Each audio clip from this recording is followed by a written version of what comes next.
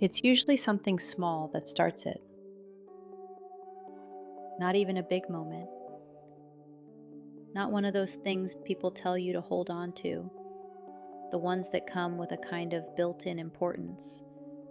First steps, first words, first anything, really. It's not that. It's more like you're just standing there, in the kitchen or the living room, or wherever your house currently looks like something exploded, and everything is a bit too loud and bright, or dim, or grimy. Whatever it is, it's a lot, or not enough. It's not dramatic, just layered. One voice asking something that doesn't fully make sense yet. Another one laughing in a way that feels like it could turn into crying if you look at it wrong. Something drops. Something rolls. Something is being used in a way it was definitely not designed for. And you're tired. Not in a way that feels urgent or alarming, but the toll is there, building up, sitting behind your eyes, making everything feel a little heavier than it should. You're thinking about something from earlier, something small probably, a conversation that didn't land right, something you said or didn't say. One of those things that isn't big enough to fix, but also not small enough to fully let go of. And you're kind of split, half in the room, half somewhere else. Still moving, still responding, still doing whatever needs to be done, but not fully there. And then it happens. Not in a big way. There's no shift in lighting, no music, nobody pauses. The noise doesn't stop. But something in your brain just tilts, just slightly. And suddenly, you're not only inside the moment anymore, you're watching it. Like you stepped half a step outside yourself without actually moving. And it's the exact same scene. Nothing changed. But it feels different. You notice things you weren't noticing half a second ago. The way your kids are moving through the space like it belongs entirely to them. Which it kind of does. The way they don't question whether something makes sense before they do it. They just try it. One of them is pushing the other around on something that probably shouldn't be used as a vehicle in the first place. There's a level of chaos that feels slightly concerning, but also strangely coordinated. Like it was scripted for a sitcom featuring a disheveled mom. That's you. You are that mom, or dad, or primary caretaker. Whoever you are deep in it. Oh yeah, you are. They're laughing, or yelling, or both at the same time, which somehow doesn't cancel out. And you're still tired. You're still slightly annoyed. That didn't go away. But now there's something else layered on top of it. Something quieter. Almost easy to miss. And it just kind of shows up without asking, without explaining itself. And it says, I'm going to miss this one day. And it's such a strange thought to have right then, because nothing about the moment is ideal. You're not thinking, this is beautiful. You're thinking, why is there yogurt on the wall? And at the exact same time, I'm going to miss this. And it doesn't argue with you. It doesn't try to convince you. It just sits there, next to everything else you're already feeling. And it almost feels like your brain did something out of order, like it skipped ahead.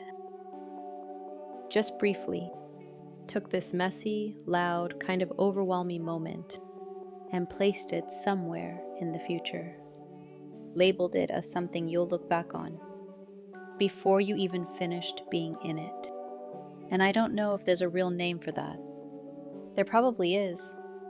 Something calm and well-worded and slightly over-explained. But it doesn't feel like that from the inside. From the inside, it just feels like you're remembering something that hasn't happened yet. A type of weird cousin of a deja vu. which is a strange place to be, because nostalgia is supposed to come later. That's the agreement. Time passes, things soften, the sharp edges blur out a bit, and then you look back and feel something about it. That's how it's supposed to work. But this feels like your brain forgot that rule. Like it's doing both at once. You're here, and you're already a little bit there, looking back, and it doesn't replace the moment. That would almost be easier. It stacks. So now you're holding both things at the same time. You're still tired, still slightly overwhelmed, still thinking about your day, still maybe wishing just a little bit that everything would just quiet down. Not forever, just for a few minutes, just long enough to hear yourself think without interruption. And at the same time, you're watching this small, chaotic scene unfold in front of you, and feeling this soft, almost preemptive kind of missing. And it doesn't overwhelm you. It doesn't take over. It just slows something down, internally. Like your brain is trying to take a picture, not with your eyes, but with something else, like you're wrapping your heart around it. The moment doesn't need to be perfect, because it's not. It's not clean. It's not composed. It's not something that stands out necessarily. It's one kid laughing maniacally, pushing another screaming kid across the floor on a plastic car, like they're in some kind of tiny, low-budget demolition derby. You're counting down to an inevitable crash and a drawn-out wail. But you gotta let the kids kid, so you stop your urge to intervene. And so, as you're standing there, with one hand full of paper towels and the other with a bunch of gunk you pulled out from the sink drain, your brain just quietly goes, yeah, this, save this. And part of you almost wants to argue. Like, really? This is what we're choosing? Not the serene moments. Not the ones that feel meaningful while they're happening. Not the ones that look like quintessential Instagram entries. This? But there's something about that feels important. Because those are the moments. They just don't always feel like it while you're inside them. Or they do, but only for a second. Like a small glitch. Something flickers. You see it clearly, and then it's gone again. And everything goes back to normal. Back to noise. Back to movement. Back to being needed in 12 different directions at once. But something lingers. Very quietly. Like you saw something you weren't supposed to see yet. And now you can't fully unsee it. So now you let them wreak more havoc because, come on, they're laughing. Together. As brothers. You let them take the couch that you just arranged back together apart again. Every cushion off. Feathers, crumbs, coins. You know this isn't a race you're going to win anymore. Brief hope that you can unwind just getting dimmer. But you try anyway. Maybe you can still get ahead, but you have to call it right now. Are you going to go all in? Are we ending this? I started to feel that familiar feeling creeping up. That slow rise. That internal shift from it's fine to it's not fine. The very subtle beginning of losing patience. Somehow it looks worse than before I started cleaning, which feels personal. And then I look at them, and they're so completely in it. Wide smiles. Fully committed. Popping up through the cushions like little whack-a-moles. Disappearing, reappearing, laughing in that way that makes no sense out of context but feels completely right to them. It's 7:38 and you need to start carving out order. It's annoying. It is. And at the exact same time, it's not. Because there's this memory that comes in right behind it, of a version of me that didn't have this yet. Sitting somewhere quieter, imagining what this would feel like. thinking about this exact kind of chaos like it was something soft, something cozy, which feels a little misleading now. Because cozy is not the word that comes to mind when you're tripping over couch cushions. But also, it kind of is cozy though, in a way that only makes sense from the inside. And it makes me wonder sometimes if this constant need we have as adults to keep everything contained, everything clean and organized and under control, if that's actually something we needed. Because kids don't seem to care about that at all. They'll take apart an entire room to create something that lasts maybe 10 minutes. And that's enough. That's exactly what it was supposed to be. And somewhere along the way, we decided that wasn't picture perfect or manageable. And I think that's part of why those moments catch you off guard. Because most of the time, you're not in that headspace of thinking that the mess and chaos is a fingerprint, a residual tapering off the fun that has had, the energy that had a reason and right to be experienced. You're not walking around deeply aware of how meaningful everything is. That would be exhausting. You'd never get anything done. You'd just be standing there, staring at a half-eaten piece of toast like it's a symbol of something bigger, while someone is asking you a question that absolutely cannot wait. So it's not constant. It's more like it slips in without announcing itself. And I think a lot of it has to do with time. The way it works when you have kids is just physically exhausting and philosophically fleeting. Because the days feel really long, especially the ones where nothing happens, but also everything happens at the same time. You wake up and it already feels like you've been awake for hours. There's always something happening, something needed, something half finished. And by the time you get to the end of the day, it feels like you lived 3 different versions of it. And yet, you zoom out for half a second, and somehow an entire year is gone. Just gone. And you can't fully account for it.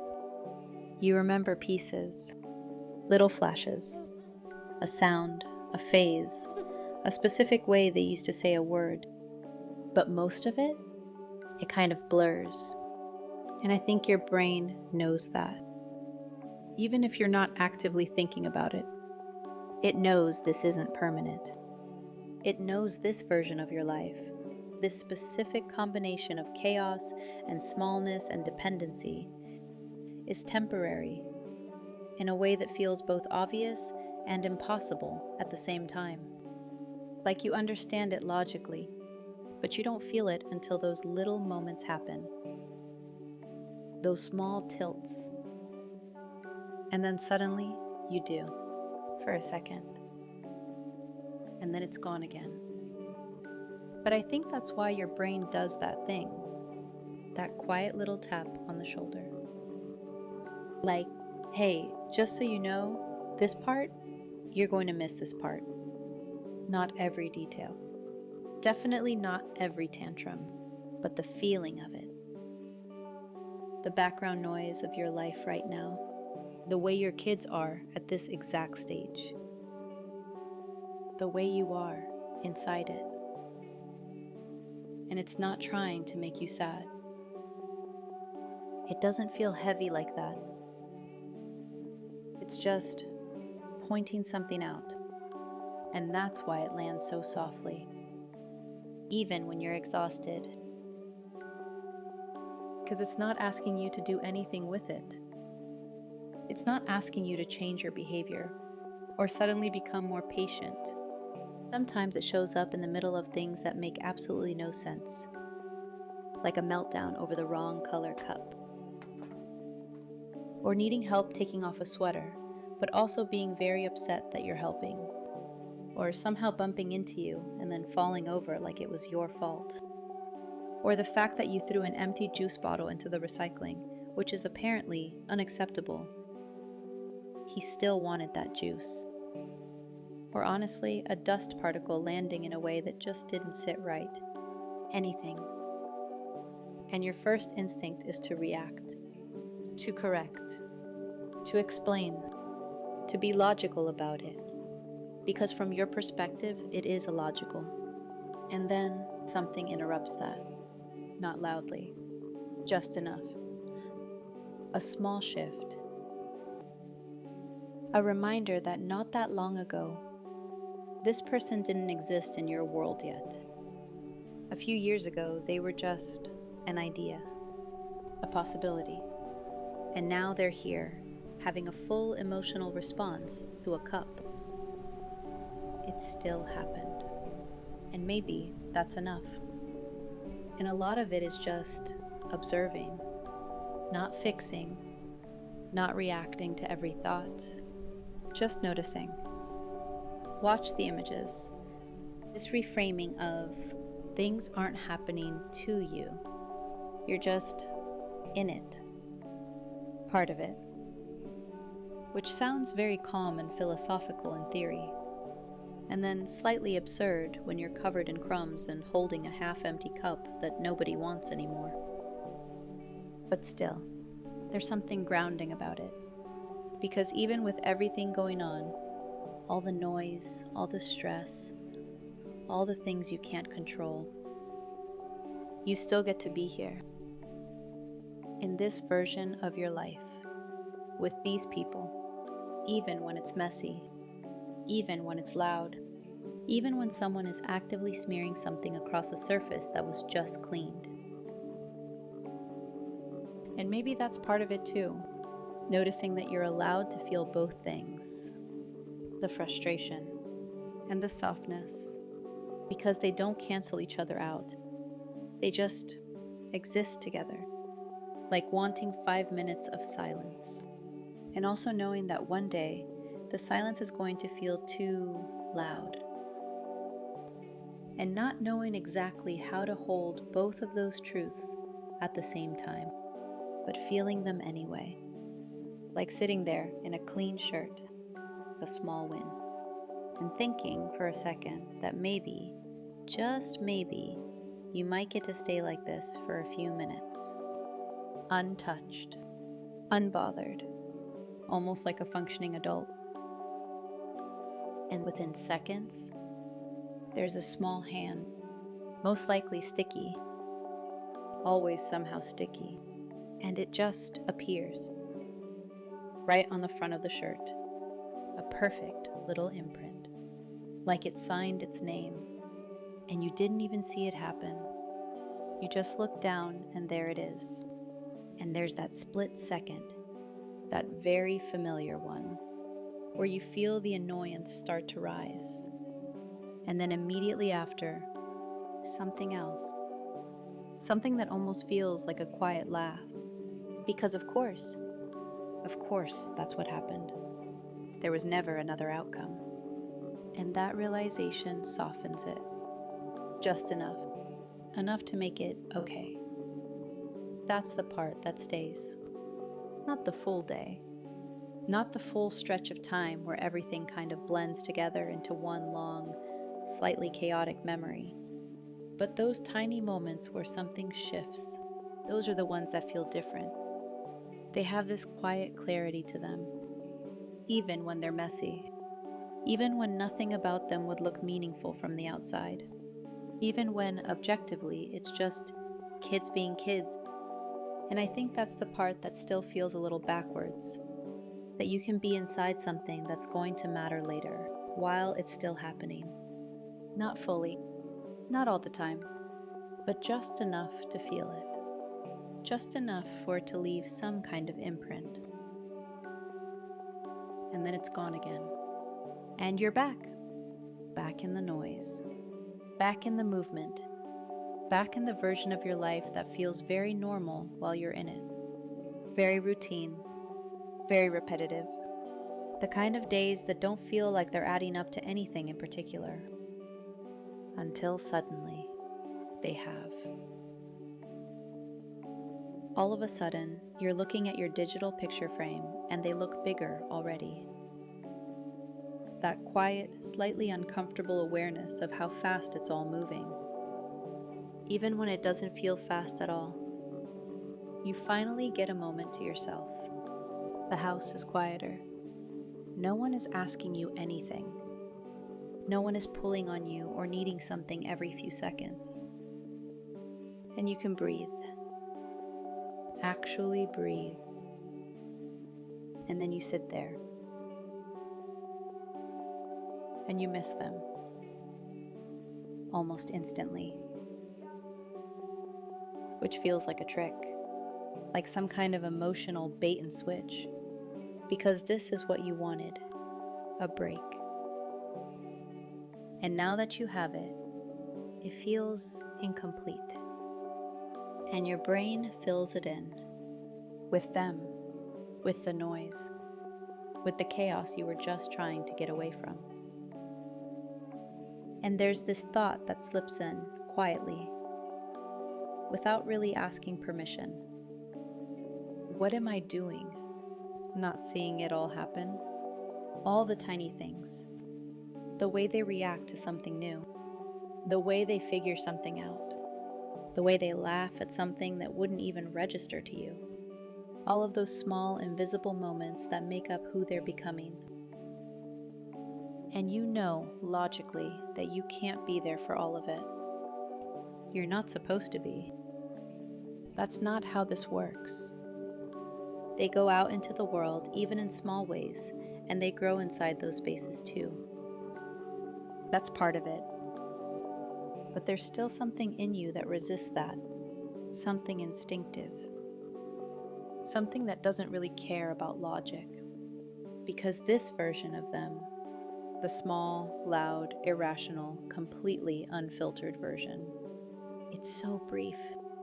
It's such a small window compared to everything that comes after. Because you'll know them as adults for most of your life. That's the long part. That's the part that stretches out. But this phase where everything is immediate and expressive and full of these tiny, intense reactions to everything, it moves. Even when you feel like you've been inside the same loop for hours. And I think that's why those little moments hit the way they do. Because they cut through that illusion. It's also something that's passing through. And you are inside it. You can feel it. You can let it slow something down in you for a moment. But you can't stretch it. You can't pause it long enough to fully take it in. Life doesn't really allow for that. Someone is still going to need something. Something is still going to spill. There's still going to be noise, and movement, and interruptions, and all the things that make it hard to feel like you're fully present. But maybe that's not the point. Maybe the point isn't to hold on to it, or to perfectly experience it while it's happening. Maybe it's just to notice, even if it feels incomplete. Even if you immediately go back to being tired and slightly overwhelmed right after. Because that moment still existed. You still felt it. And maybe that's what carries forward. Not the full scene. Not every detail. But that feeling. That small shift. That quiet awareness that this exact version of your life means something. Even if it doesn't look like it. Even if it feels messy and unremarkable and a little bit too loud most of the time. And maybe later, when things are quieter. When the house stays clean for longer than 10 minutes. When no one is asking you questions that don't make sense. You won't remember every detail. You won't remember how many times you picked something up. Or how many times you repeated yourself. Or how tired you were on any specific day. But you'll remember pieces, flashes, the way it felt to be in it, the noise, the movement, the closeness, and maybe, without realizing it, you'll be remembering one of these exact moments. Something small, something that didn't seem important at the time, something that looked like chaos from the outside, but felt like something else entirely when you were inside it. And maybe that's the part that makes it a little easier. Not because it makes the hard parts go away, but because somewhere in the middle of all of it, there are these small, quiet confirmations that this is the stuff. You don't have to turn it into something meaningful right now. Notice it, carrying that small awareness with you, without holding it too tightly, just enough to feel it there, and then letting it blend back in again, like it always does, quietly, almost without you noticing, until the next time it shows up.